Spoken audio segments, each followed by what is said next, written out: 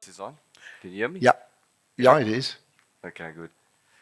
Assalamu alaikum wa rahmatullahi wa barakatuh.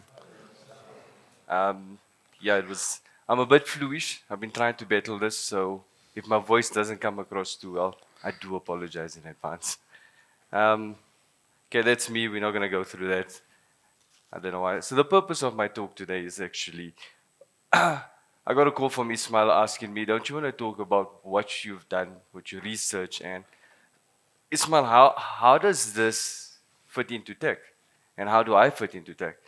Well, I've been 20 years in the photocopier industry, believe it or not. So when it comes to printing press, I'm part of that system.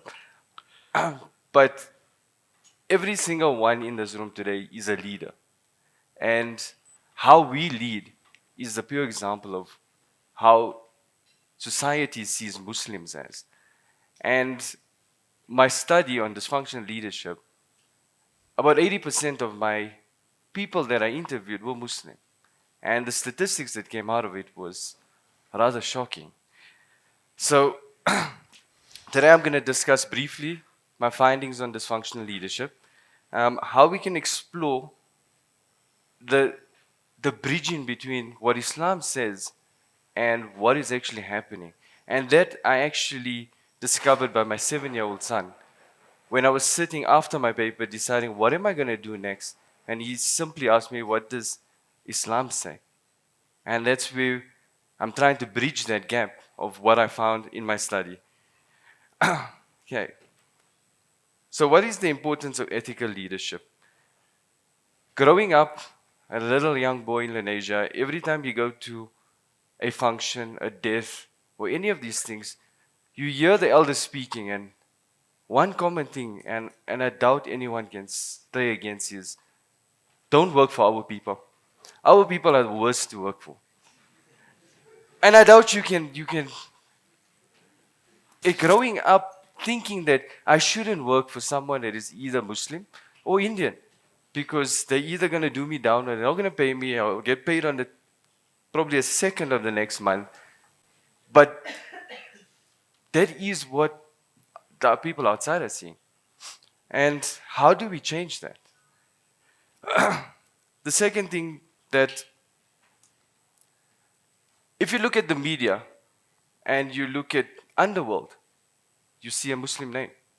If you look at media and you see everything that's wrong, you find a Muslim name. And how does that go when we say we're not terrorists? We don't do things wrong. But everywhere you see is a Muslim name or a Muslim figure that's coming across. Okay, so going into my study of the effects of dysfunctional leadership, the methodology I use is called phenomenology. Phenomenology is a lived experience. So when you interview people, you actually start reliving their experience with them. And if you experience dysfunctional leadership yourself, you start reliving that. So my thesis started in July. By December, I had the data, but I couldn't write it because I went into a dark spot where I relived a lot of the stuff that my subordinates lived. And I didn't know what to do.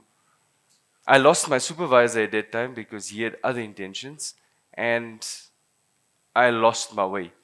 But I think my colleagues, and Ismail was one of them as well, guided me and said, you got to finish this. And you got to see it through.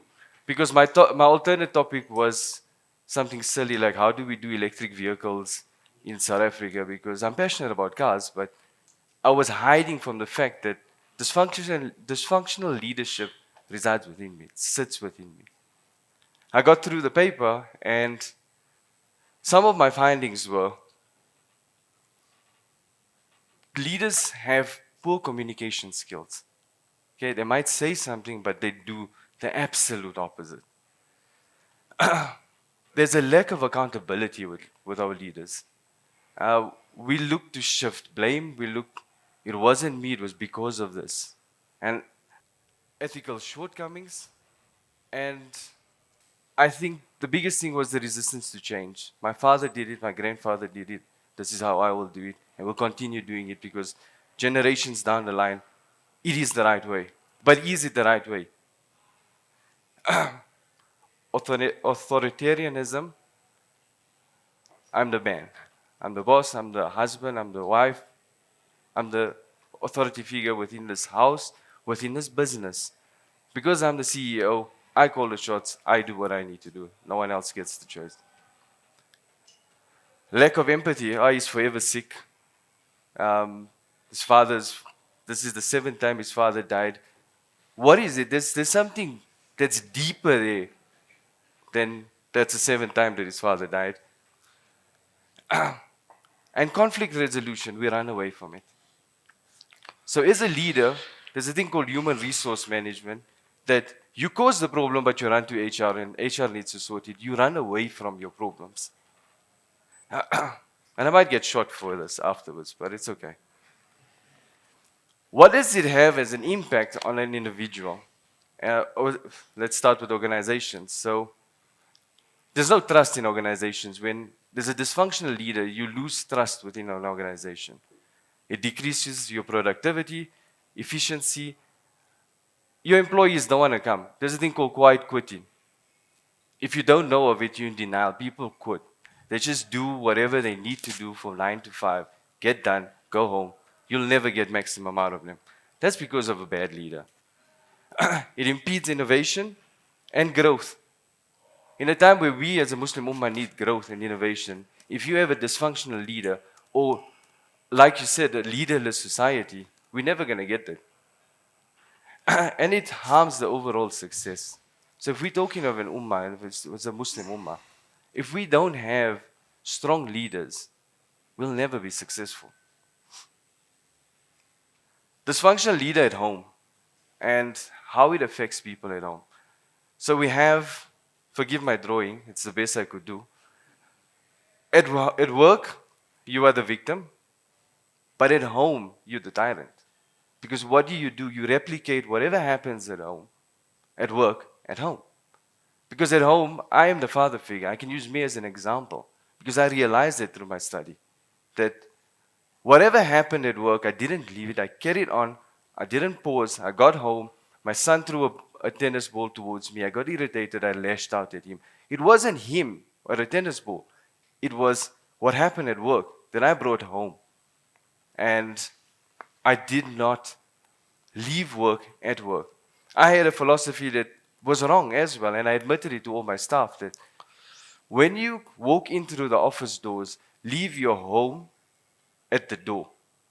You are now here to work.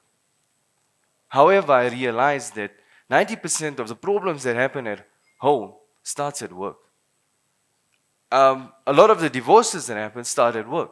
Because of a toxic leader that irritates you, you go back and you take it out on your family. And what happens later on is that same cycle, that little kid, my little 7-year-old, whoops, let's go back, thinks that this is life.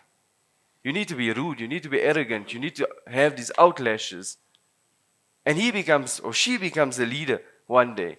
And that's how that cycle continues. Because of us.